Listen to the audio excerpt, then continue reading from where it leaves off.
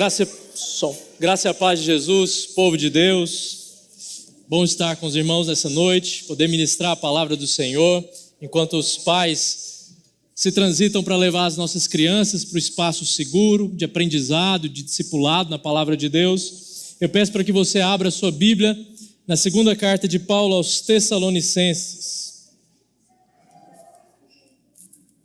Segunda carta de Paulo aos Tessalonicenses. Vai ser o nosso texto de meditação nessa noite. Os irmãos bem sabem, eu estou numa série sequencial e expositiva. Já tive o privilégio aqui na igreja de expor toda a primeira carta de Paulo e nós estamos numa jornada na segunda carta. Faltam poucas pregações, estamos na metade do capítulo 2.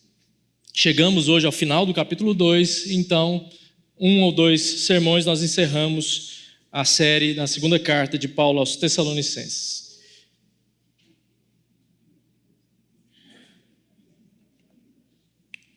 Te convido à leitura. 2 Tessalonicenses 2, a partir do verso de número 13. Mas devemos sempre dar graças a Deus por vocês, irmãos amados pelo Senhor, porque Deus os escolheu desde o princípio para a salvação, pela santificação do Espírito e fé na verdade. Foi para isto que também Deus os chamou mediante o nosso Evangelho, para que vocês alcancem a glória do nosso Senhor Jesus Cristo. Assim, pois, irmãos, fiquem firmes e guardem as tradições que lhes foram ensinadas, seja por palavra, seja por carta nossa. Que o próprio Jesus Cristo, nosso Senhor e Deus, o nosso Pai, que nos amou e nos deu eterna consolação e boa esperança, pela graça, console o coração de vocês e os fortaleça em toda boa obra e boa palavra. Senhor Deus Pai, que a Tua palavra fale aos nossos corações nessa noite. Possamos entendê-la na sua simplicidade, mesmo que o texto brigue com o nosso coração em algum momento nessa noite. Nós oramos em nome de Jesus. Amém. Você se lembra do seu tempo de juventude, talvez ali de escola, quando tinha aquele jogo de vôlei, futebol, queimada, e você ficava na expectativa de ser escolhido para um dos times? Você se lembra disso? De preferência o time mais forte. Você queria ficar no time mais forte. Então começava aquele momento com um enorme potencial traumatizante que era feito a escolha dos jogadores. A pior sensação para um menino, para uma menina, um garoto, uma garota, era ser preterido nessa escolha, deixado por último. Ou pior ainda, quando os 2 ou mais capitães ali disputavam nos dedos, par ou ímpar, 2 ou 1, dedos iguais, quem não ia ficar com você. Já aconteceu isso? Espero que não, porque isso traumatiza qualquer um, né? Mas esse nível de escolha, por mais banal que seja, tem um outro lado. Aquela vez que você foi escolhido, mesmo quando alguém não te conhecia, não sabia das suas habilidades, e mesmo sem te conhecer, sem saber de você, do quão você ia bem naquele esporte, simplesmente disse: fui com a sua cara, vem para o meu time. E talvez descobrisse que não foi a melhor das escolhas, também acontecia. Pode ser esse o caso. Mas sejamos sinceros, por mais bobo, banal que esse tipo de escolha de um esporte ali na nossa juventude possa ser, isso de fato mexe com a gente, não mexe? A possibilidade talvez de ser preterido, de não ser escolhido, de não estar entre os mais fortes, o melhor time, alguma coisa nesse sentido. Isso mexe com um garoto, uma garota que está ali tentando descobrir a sua personalidade. E o texto que a gente vai meditar nessa noite fala de uma escolha de Deus. Não qualquer escolha, mas a escolha para a salvação. E esse é o momento que alguns se agarram na cadeira, já cheios da sua própria opinião a respeito do assunto. Outros já pensam na dor de cabeça que esse assunto gera, pois afinal nós estamos falando de eleição, de predestinação.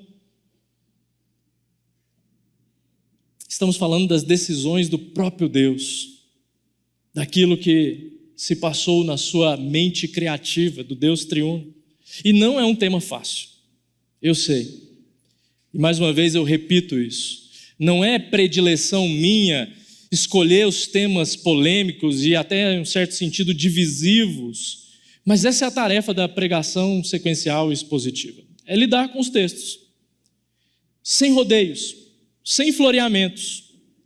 Então, se você chegar até o fim dessa mensagem brigando contra o que está sendo pregado, não é contra o pregador que você está travando uma luta, tá bom? É contra a palavra de Deus. Mas isso pode ser bom.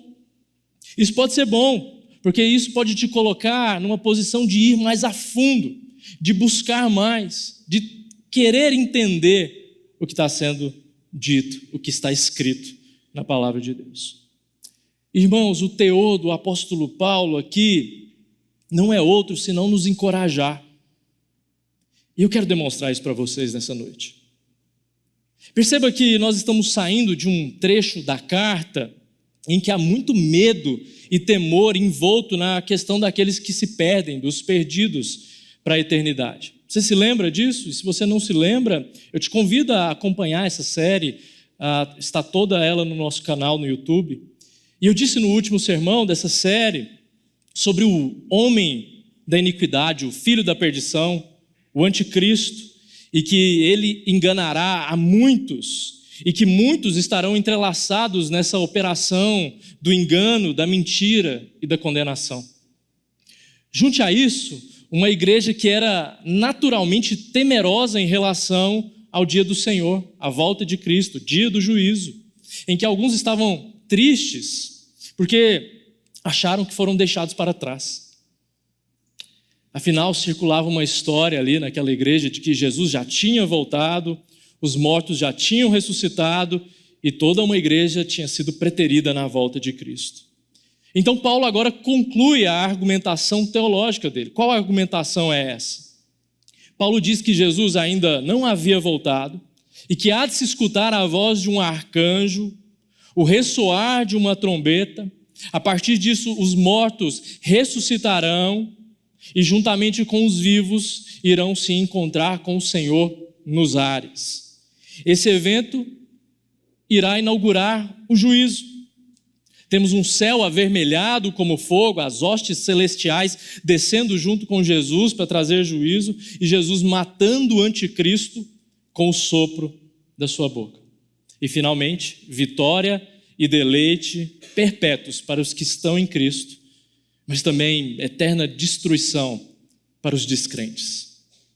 Mas o tom aqui nessa passagem muda das cores sombrias para um rompante de alegria, de conforto, de segurança, de confiança em Deus. Afinal, meus irmãos, Deus nos escolheu desde o princípio para a salvação e nos dá certeza dessa mesma salvação. Essa é a intenção aqui do apóstolo Paulo nessa seção do livro, que funciona como uma continuação de tudo aquilo que ele vem trabalhando desde a primeira carta, mas também é um momento de pausa em que ele insere uma oração de ações de graça, de modo que essa passagem aqui, ela tem as suas 3 partes muito bem definidas. Nós temos as ações de graça, nos versos 13 e 14, nós temos uma exortação no verso 15 e uma oração de encorajamento nos versos 16 e 17. E esses serão os 3 pontos que nós trabalharemos no sermão, pensando no seguinte tema, e não poderia ser outro: escolhidos desde o princípio. Nós somos escolhidos para viver um relacionamento de comunhão com o Criador, e nós o somos desde a eternidade, quando nem existia céus e terra. Então nós veremos que essa salvação é pela graça, primeiro ponto, que a salvação ela é visível, segundo ponto, e que a salvação ela é garantida, terceiro ponto. Então vamos começar pelo primeiro ponto: a salvação é pela graça. Quando é dito que a salvação é pela graça, isso significa que não é uma obra nossa. Não é algo que contém algum mérito nosso, por menor que seja na decisão ou na escolha, não tem mérito nosso envolvido nisso. Em pessoas se acharem capazes de escolher a Deus, em acharem que elas que darão o passo definitivo, porque elas têm capacidade moral de fazer essa escolha. Não é isso que o relato bíblico nos mostra. O relato bíblico por completo, no Antigo e Novo Testamento, nos dá um panorama diferente. E esse panorama é mostrado aqui na gratidão que o apóstolo Paulo expressa nos versos 13 e 14. Mas devemos sempre dar graças a Deus por vocês, irmãos amados pelo Senhor, porque Deus os escolheu.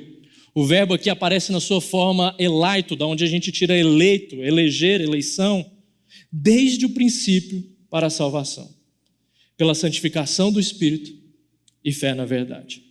Foi para isso que também Deus os chamou, mediante o nosso Evangelho, para que vocês alcancem a glória de nosso Senhor Jesus Cristo. Aqui convém desembaraçar uma questão para talvez você que carrega uma outra tradução.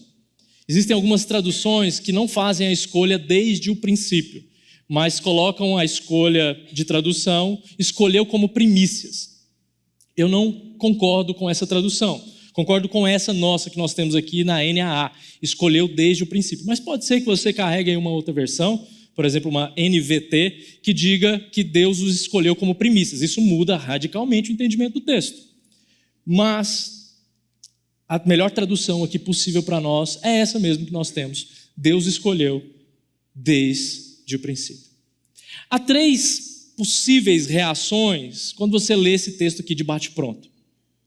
A primeira e a mais ingênua é ler como se fosse um coletar de dados aqui, uma informação comum. E você pode pensar assim, que legal, Deus me escolheu. Eu sou um escolhido de Deus, eu sou um the chosen, sou um escolhido da parte de Deus. Maravilha, aleluia. Talvez você leia e pense isso de bate-pronto. É um tipo de reação comum para quem está lendo a Bíblia, apenas coletando ali as suas informações. Uma segunda reação já é mais reflexiva. E ela diz algo mais ou menos assim: como assim Deus me escolheu? Como assim Deus escolhe pessoas para que sejam salvas? Existe alguma coisa aqui que eu preciso saber. E eu te estimulo a esse tipo de pensamento, de reflexão e de reação diante do texto, de querer investigar, de querer entender. Mas existe uma terceira reação, e a pior possível. Não mesmo. Deus escolhe alguns para salvar? Está errado isso daí, pastor. Está errado. Isso aí, esse trecho aqui da Bíblia você corta, joga fora. Não posso aceitar isso. Eu aceito todas as escrituras, pastor. Compro, abraço, mas chega nessa parte da eleição, pastor, da predestinação, eu não aceito, eu não quero, não faz sentido, como se fosse fácil, como se fosse possível arrancar qualquer parte das escrituras e deixá-la de lado para abraçar o resto. Não é possível, meus irmãos. E essa é uma reação que existe. Entenda, todos nós nascemos condenados. Esse é o fruto hereditário do pecado dos nossos pais, Adão e Eva.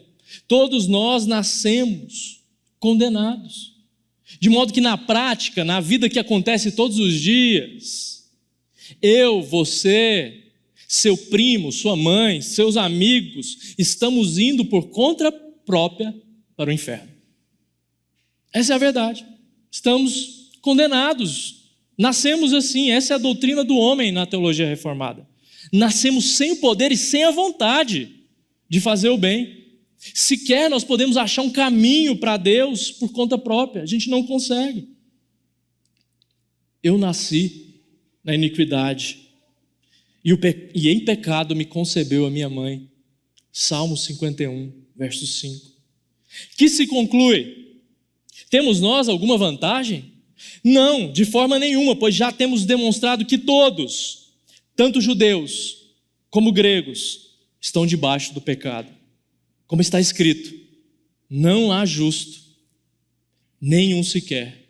Não há quem entenda, não há quem busque a Deus. Todos se desviaram e juntamente se tornaram inúteis. Não há quem faça o bem, Não há nenhum sequer. A garganta deles é sepulcro aberto, com a língua enganam, veneno de víbora está nos seus lábios. A boca eles têm cheia de maldição e amargura. Os seus pés são velozes para derramar sangue. Nos seus caminhos há destruição e miséria. Eles não conhecem o caminho da paz, não há temor de Deus diante dos seus olhos. Paulo, em Romanos, no capítulo 3, a partir do verso 9, citando o Salmo de número 14 e o Salmo 53. Ele lhes deu vida quando vocês estavam mortos nas suas transgressões e pecados, nos quais vocês andaram no outro tempo, segundo o curso desse mundo, segundo o príncipe da potestade do ar, do espírito que agora atua nos filhos da desobediência. Entre eles também nós todos andamos no passado, segundo as inclinações da nossa carne, fazendo a vontade da carne e dos pensamentos, e éramos, por natureza, filhos da ira, como também os demais. Efésios 2, de 1 a 3. Só Bíblia, passagens da Escritura. Isso significa, meus irmãos, que Deus tem que intervir na nossa história, porque nenhum de nós consegue, nenhum de nós chega lá. Não é possível a nós. Porque pela graça vocês são salvos, mediante a fé. E isso não vem de vocês, é dom de Deus, não de obras, para que ninguém se glorie. Pois somos feitura dele, criados em Cristo Jesus para as boas obras, as quais Deus, de antemão, preparou para que andássemos nelas. Efésios 2, de 8 a 10. Antes da fundação do mundo, Deus nos escolheu nele, para sermos santos e irrepreensíveis diante dele. E em amor nos predestinou para ele, para sermos adotados como seus filhos por meio de Jesus Cristo, segundo o propósito da sua vontade, para louvor da glória da sua graça, que ele nos concedeu gratuitamente no amado. Nele nós temos redenção, pelo seu sangue, a remissão dos pecados, segundo a riqueza da sua graça, que Deus abundantemente sobre nós derramou em toda a sabedoria e entendimento. Ele nos revelou o mistério da sua vontade, segundo o seu propósito, que ele apresentou em Cristo, de fazer convergir nele, na dispensação da plenitude dos tempos, todas as coisas, tanto dos céus como da terra. Em Cristo, nós somos também feitos herança, predestinados segundo o propósito daquele que faz todas as coisas conforme o conselho da sua vontade, a fim de sermos para louvor da sua glória, nós, os que de antemão esperamos em Cristo. Nele também vocês, depois que ouviram a palavra da verdade, o evangelho da salvação, tendo nele também crido, receberam o selo do Espírito Santo como promessa. O Espírito é o penhor da nossa herança, até o resgate da sua propriedade, em louvor da sua glória. Efésios 1, de 4 a 14. Tem mais textos. Sabemos que todas as coisas cooperam para o bem daqueles que amam a Deus, daqueles que são chamados segundo o seu propósito, pois aqueles que Deus de antemão conheceu, ele também predestinou para serem conformes à imagem do Filho, a fim de que ele seja o primogênito entre muitos irmãos. E aos que predestinou, a esses também chamou. E aos que chamou, a esses também justificou. E aos que justificou, a esses também glorificou. Romanos 8, 28 a 30. Opa, pastor, eu tive um insight aí nesses últimos versos lidos de Romanos. Então, Deus me escolheu, Deus nos escolheu, porque Ele sabia de antemão que nós o escolheríamos. Por isso que Ele escolhe, Ele elege e predestina. Acertei, pastor? Não, meu irmão. Você não acertou. Não é assim que funciona. A dita presciência, tão mal empregada no debate teológico, não diz respeito a Deus conhecer as nossas ações prévias para tomar decisão com base nisso. Assim, ele deixaria de ser soberano e seria um Deus reativo ao curso natural das coisas. E o que é aquilo que Deus conhece de antemão, que Ele mesmo não chancelou? Segundo, os textos que dizem sobre Deus conhecer de antemão nunca falam das ações humanas como objeto desse conhecimento prévio, e sim as pessoas. Deus conhece de antemão as pessoas. E por fim, esse conhecimento de antemão fala sobre amá-las previamente. É assim que a gente traduz do grego. Para você ter um correlato, lá na passagem de Mateus, capítulo 7, quando Jesus diz: apartai-vos de mim que eu não vos conheço. Jesus está dizendo: eu não os escolhi, eu não os amei previamente. É isso que a passagem diz. Então não é de conhecer aquilo que a gente faria, porque, como eu demonstrei para vocês nos textos acima, quem de nós faria a boa escolha? Nenhum. Deixados por nossa própria natureza, nenhum de nós escolheríamos a Deus. Então a presciência não diz respeito a isso. Isso significa que Deus escolhe, que Deus elege incondicionalmente. Ou seja, não tem condições prévias em nós. Não tem uma característica, um checklist, alguma coisa em nós que Deus olhou e falou: vou eleger fulano e fulano. Não tem. É um exercício livre da sua graça.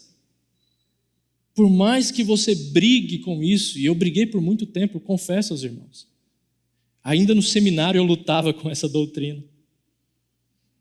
Mas eu espero que seja muito mais simples para você. Para que você entenda o que eu fui entender alguns anos depois, que entender o amor prévio de Deus é entender um ponto muito sensível e significativo para nós, de que nós de fato somos amados por Deus, que nós de fato somos segurados por Deus, que nós somos amados por Deus a ponto de sermos escolhidos para um relacionamento com Ele, para conhecer a glória do nosso Senhor Jesus Cristo, como diz aí Paulo no verso 14. Ele não te devia isso, meu irmão. Ele não me devia isso, Ele não nos deve nada. E ainda assim continuaria absolutamente justo em nos condenar, porque nós exercemos da nossa vontade para ir contra a vontade de Deus.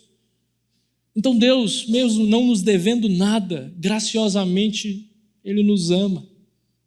Ele nos amou previamente, nos conheceu e infundiu o seu amor em nós, demonstrado na obra do Filho, nosso Senhor e Salvador Jesus Cristo.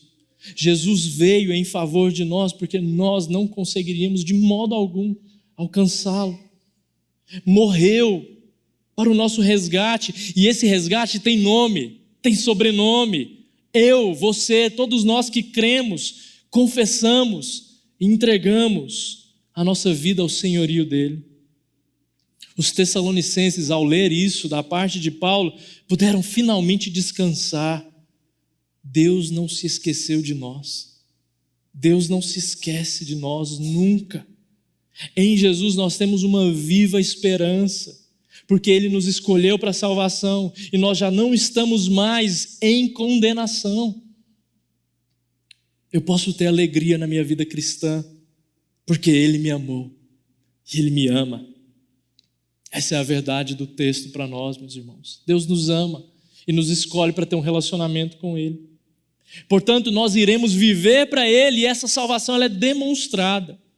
As pessoas podem enxergá-la em nós. Por quê? Segundo ponto, a salvação ela é visível. Verso de número 15. Algumas pessoas objetam nessa parte, dizendo que se Deus fez uma escolha tão radical e drástica desse nível, de escolher pessoas para a salvação, e nada muda isso, se Deus então elege e predestina, então não importa como nós vivamos. Não importa. Já que Ele escolheu e não vai voltar atrás, e se Ele me escolheu, eu posso viver do jeito que eu quiser, eu sou escolhido de Deus.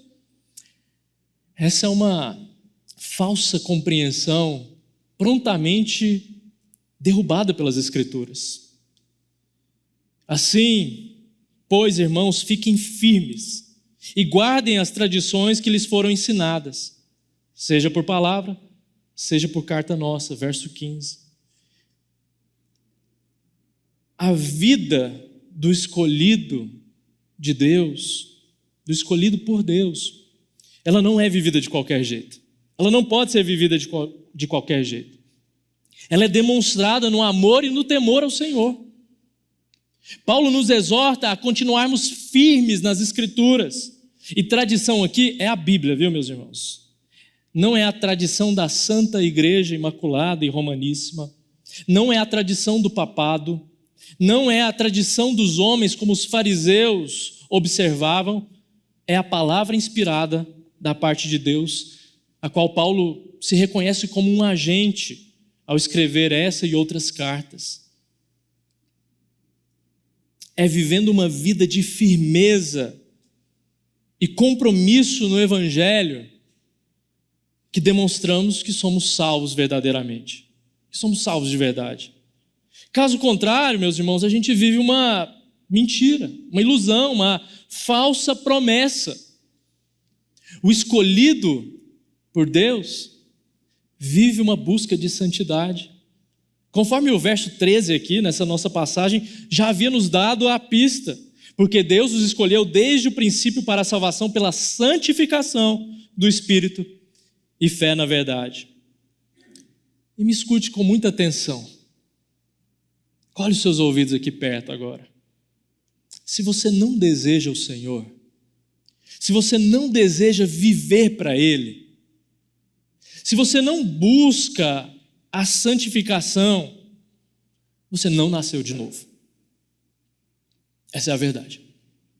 Se não há esse desejo, se você está completamente confortável com os seus pecados, pecados ocultos, se você não se constrange, se você vem para a vida da igreja apenas como uma mera obrigação social, ou talvez até mesmo familiar, eu tenho péssimas notícias a partir do texto. Não há evidências de uma verdadeira conversão aí dentro do seu coração, se esse for o seu caso. Veja quão sério isso é. Procurem viver em paz com todos e busquem santificação, sem a qual ninguém verá o Senhor. Hebreus capítulo 12, verso 14. E se você está participando de um pequeno grupo nesse semestre, esse versículo já deve ter martelado a sua cabeça em algum momento. O entendimento aqui é simples. Se não temos a obra de Jesus aplicada a nós e em nós, a evidência é que nós não buscaremos a santidade. E então nós não veremos a Deus. Agora vamos transformar isso num sentido positivo. Se você buscar a santificação, você demonstra visivelmente com a sua vida que Jesus te salvou. E, consequentemente, você verá a Deus. Tessalonicenses, diria Paulo, ou permitam-me, buenienses, fiquem firmes e guardem a palavra de Deus. Essa é a evidência que eu e você precisamos para avaliar a nossa salvação. Mas, pastor, que garantia eu tenho de que eu vou continuar firme? Que garantia que eu tenho que os meus pés não vacilarão? Que eu estarei comprometido nos caminhos do Senhor e serei guardado até o fim? Que garantia eu posso ter? Que segurança eu posso ter? Terceiro ponto. A salvação ela é garantida. Versos 16 e 17. A última parte da nossa passagem aqui é uma linda oração do apóstolo Paulo, que assenta a nossa paz. Pois ficamos sabendo que o próprio Jesus Cristo, nosso Senhor, e Deus o Pai, que nos amou e nos deu eterna consolação e boa esperança, e é pela graça, não é por algo que nós façamos, consola o nosso coração, nos fortalecendo em toda boa obra e boa palavra. Nós temos algo bem expressivo para isso na teologia. Nós chamamos de perseverança dos santos. O que isso significa? Que Deus vai guardar a nossa fé. Que Ele vai nos sustentar no caminho. E que conforme nós somos sustentados diariamente em meio às nossas dificuldades, crises e mesmo crises de fé, em meio aos nossos esperneios e tropeços, mas sempre nos arrependendo e retornando aos caminhos do Senhor, nós experimentaremos dessa mão forte que nos segura e que não nos deixa perdidos. As minhas ovelhas ouvem a minha voz e eu as conheço, e elas me seguem.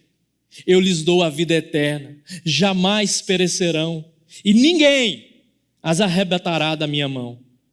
Aquilo que meu Pai me deu é maior do que tudo, e da mão do Pai ninguém pode arrebatar. João 10, 27 a 29. Estou certo de que aquele que começou a boa obra em vocês há de completá-la até o dia de Cristo Jesus. Filipenses 1, 6. Vocês que são guardados pelo poder de Deus, mediante a fé, para a salvação preparada para ser revelada no último tempo. 1 Pedro 1, 5. Deus se compromete em guardar a nossa fé. E esse é o motivo suficiente para que a gente não somente descanse, mas também desfrute da comunhão com Ele. Para que você tenha leveza na sua vida, porque afinal de contas Ele preparou o caminho e Ele mesmo há de te conduzir, Ele vai cuidar de você, Ele vai cuidar de nós, Ele vai cuidar dessa igreja até o fim. Devemos crer nisso, devemos viver com base nessa segurança, não com medos e receios de eu acho que Deus não me ama, eu pequei, eu tropecei, Deus não me ama, eu não sou um salvo, a minha vida não presta, e começa uma série de lamúrias. Mas quando você entende que a gente peca, retorna em arrependimento, Deus está nos sustentando, você fica firme no caminho. Você prevalece, porque Deus está completando uma obra na sua vida. Creia nisso, meu irmão. Viva com essa base, com essa segurança. Existe uma longa história de como essas doutrinas foram defendidas na história da igreja. Depois você pesquisa, eu não vou falar disso propriamente aqui no sermão, do Sínodo de Dort, no século 17, no comecinho, lá em 1618, 1619, em que a igreja se levantou com seus pastores para defender essas doutrinas. Faz tempo que irmãos lutam pelo entendimento simples do Evangelho, mas ao mesmo tempo profundo da revelação da parte do nosso Deus. Existe um legado da nossa denominação, da nossa tradição reformada, em afirmar tudo aquilo que eu preguei aqui hoje. Mas nós não fazemos isso para demonstrar superioridade teológica. Nós não fazemos isso para demonstrar uma intelectualidade. Não, irmãos. Essa não é a nossa vocação e tampouco é o desejo de nós, pastores. É o que a Bíblia ensina. Eu li vários textos com vocês nessa noite, para que vocês vejam que é o que a palavra de Deus ensina. E nós simplesmente a pregamos do jeito que ela é. Por mais que às vezes dói no nosso coração e machuca, porque nós somos finitos, nós somos pequenos e temos muita incapacidade em compreender as coisas de Deus, mas é assim que deve ser mesmo. Para que eu e você coloquemos os nossos joelhos dobrados diante dele, em contrição, humilhados pela nossa própria pequenez, pela nossa própria finitude, e ao mesmo tempo sermos maravilhados pelo tamanho do amor de Deus por nós, pelo tamanho do amor de Deus por nós, de nos escolher. Mais uma vez, Ele não nos devia nada. Eu lembro que no alto ali da minha adolescência, nos 14, 15 anos, eu escutava uma banda norte-americana chamada Casting Crowns. Alguns dos irmãos conhecem? E eles têm uma canção que inclusive foi traduzida, interpretada pelo saudoso PG, ex-vocalista da Oficina G3, e talvez alguns irmãos já o conheçam com mais profundidade, cujo título da canção é Quem Sou Eu? E eu lembro que eu escutava essa canção, e era a época do CD. Tá? Os mais jovens aí, nossos adolescentes juniores, não sabem mais o que é um CD de música, né? E eu lembro de escutar até furar o CD, sabe? Aquele CD de música que você gostava tanto, que você escutava até o CD ficar carcomido. Eu escutava demais essa canção. E eu quero voltar-me para ela depois de tanto tempo, quase a esqueci. Perdi o contato, nunca mais escutei. Mas ela coloca o meu coração no lugar correto, e eu espero que coloque o seu também. Quem sou eu? Quem sou eu para que o Senhor de toda a terra se preocupe em saber o meu nome, se preocupe em sentir a minha dor? Quem sou eu para que a resplandecente estrela da manhã escolha iluminar o caminho para o meu sempre duvidante coração? Não por causa de quem eu sou, mas por causa do que tu fizeste. Não por causa do que eu fiz, mas por causa de quem tu és. Sou como uma flor que rapidamente desvanece, presente hoje e devanecida amanhã. Uma onda arremessada no oceano, um vapor no vento, e ainda assim, tu me escutas quando chamo. Senhor, tu me seguras quando caio, e tu me disseste: quem sou eu? Eu sou teu. Eu sou teu. Quem sou eu? Para que os olhos que veem o meu pecado olhem para mim com amor e me vejam levantar novamente. Quem sou eu? Para que a voz que acalmou o mar chame através da chuva e acalme a tempestade em mim. Não por causa de quem eu sou, mas por causa do que tu fizeste. Não por causa do que eu fiz, mas por causa de quem tu és. Quem somos nós, irmãos? Como onda no oceano, uma flor que se desvanece no outro dia. Mas Deus se preocupou conosco, nos amou, nos escolheu, nos salvou, nos predestinou, elegeu, nos colocou para dentro de um relacionamento com Ele. E agora a nossa vida faz sentido, faz completo sentido.